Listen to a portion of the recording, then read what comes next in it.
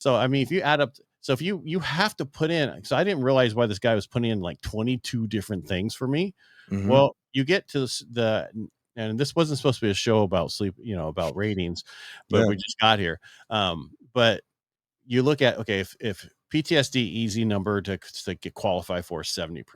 So that's 70. That means you have 30 left. Well, 30% of your 50% for sleep apnea gives you 30% of 50 is 15. All right, you following the math there? 15 on 70 is 85. So now you Right. have 15% less. Now, if you have a 30, what's 50%, 15% of a 30% rating? 9, Mm-hmm. right? So 9 minus 15. Now you have 6 left over, right? The last time I went to school. So now you have 6%. Your next knee is now 30. Well, you get 6% of that 30. You know what I mean? It's just, Yeah. that's why you need all those additional little things. The VA math is, Yeah. yeah. Yeah. You Because can they have look at mine. you're I think I get 100% like, healthy, and then when the first one is, okay, well, you're only 30% left of that healthy body, and that's why they mhm. only get, so it's kind of messed up. Okay. Yeah, I know that I've added up. If you add it up straight up, it's like 210%, but that barely got me to 100%. It's like, Yeah, what? well, that's the guy went with, it's like point wise, you need 200 and some many points, and you're at 760. Well, no, when you really research it and do the math, that's not how it works, but that's just an Mhm. easy way for them to tell you Yeah, that like a roundabout. you're really going to get it, because you're at, we need a little over 200 and you're at 760.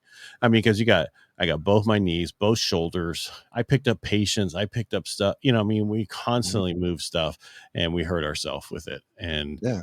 And we saw stuff. Medical people see stuff daily Oh that you yeah. guys see occasionally, every so Hmm. often. So Definitely. And I think that one thing I wanted to say about maybe the PTSD, if you're going through ratings, like what I did, we were talking about is kind of constant hypervigilance, trauma. It's really hard for me to pick out one specific instance of PTSD, and but you have to. And yeah, so even I just can't be like, well, I did explosive ordnance disposal, I did combat engineer and disarmed IEDs, so I have PTSD because I did that every day for a year. They're like, well, what specific one messed you up? Like, all right, whatever. It was the conglomerate of the whole year over there. But so just focus in on you're right. You one need something. thing, Yeah. Yeah. yes, that happened, even if you had like a whole deployment that was full of it. Pick one thing and focus in on that And day. that's, what I did, because I had a guy that was, so this was stateside, and we were at Camp Pendleton, and he was riding his motorcycle up in LA, and he got ran over by a guy with on PSP, Oh whatever, yeah, yeah, LSD or whatever you want to fucking call it, PP, whatever, that drug him for a mile and a half underneath the car.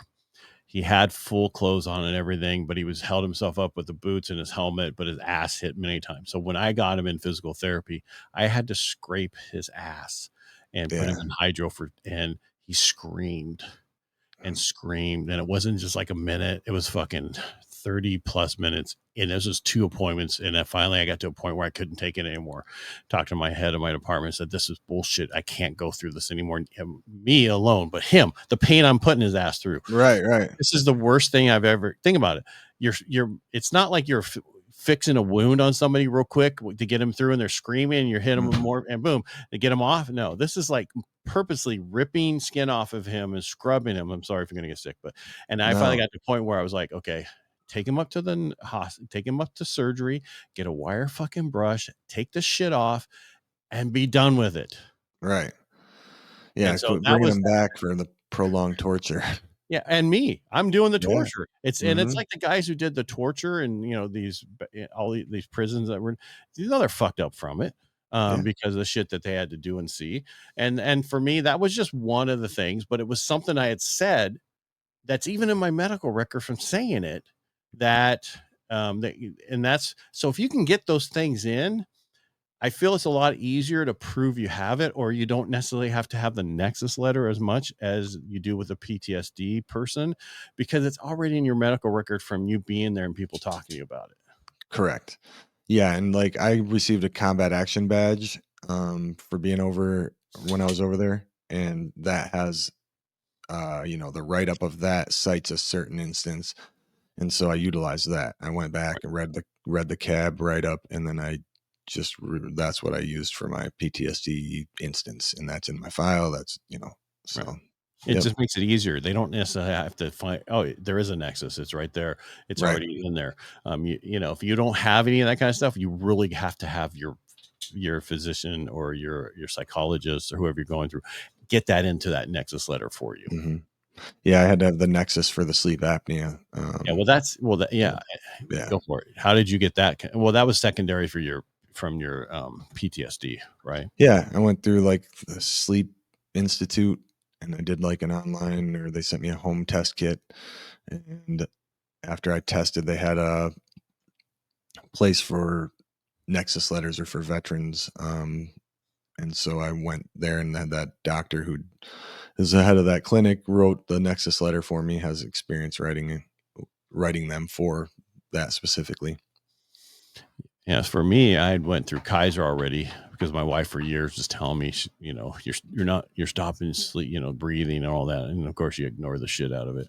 Finally, I Mhm. went through it, and yeah, I had it, and so I had a machine already when I went through mine. So they just needed, since I'd been in it within a year, they just took my sleep apnea study from Kaiser. I just had to upload it and then that was the one they used for me.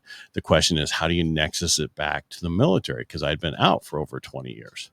Right. And that was I'll tell you offline All right. Sounds good. because I haven't got it yet. I don't want them to use this Mhm. against me down the road. No, Anyway.